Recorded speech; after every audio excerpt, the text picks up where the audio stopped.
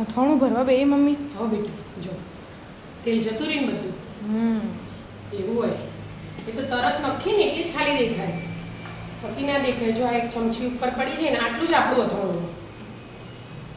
બીજું તો બીજાનું હતું એ બધું ભાગ પાડી નાખી દીધું. બરાબર. મૂકી નીચે ચમચી મોટીથી મળતી નથી. એ ખબર યાદ આવી કઈ તાર ભાગ પાડતો હતો ને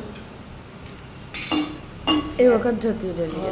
છેલ્લી વાર હું હલાવી દઉં આ તપેલી મોટું હોય ને આપણો. હા એ જાજુ અથાણું નહોતું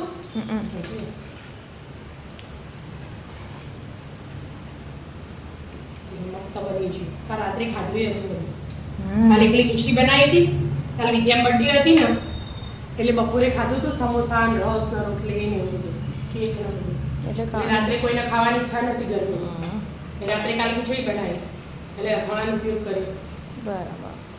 હું તો રાત્રે કેક કાપી હોત તો આપણે વિદ્યા બેનપણીઓ બધી બપોરે કેક લાવી બપોરે કાપી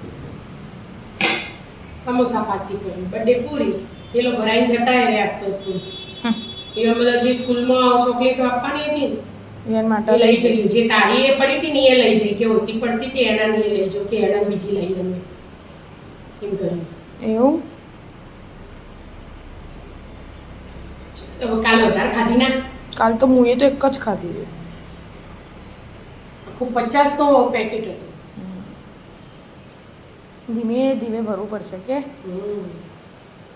કાચની બરણીમાં જ ભરાય. હા 12 મહિના સ્ટોર રાખવું પણ અમો અવાજ આવે ના બગડે ના. આ બધું બગડી હોય ને બધું એ લૂસીને લઈ લેવું પડે નહીંતર એ પહેલા બગડવા માંડે.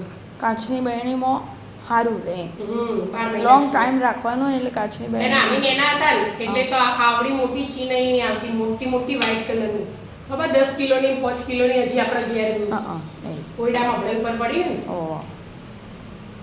એટલી ભરીને બનાવતો બધો. તો હવે તમે બધા ખાતા નહીં એટલે પેલા બધા ખીચડી ખાતી. શાંતિથી ભરી લો આખી બરણી ભરી જશે કે. હા કિલો તો ભરાઈ જાય આખી બરણી. એટલે પણ કિલોનું વજન થાય 3 કિલો. રાધે રાધે. રાધે રાધે.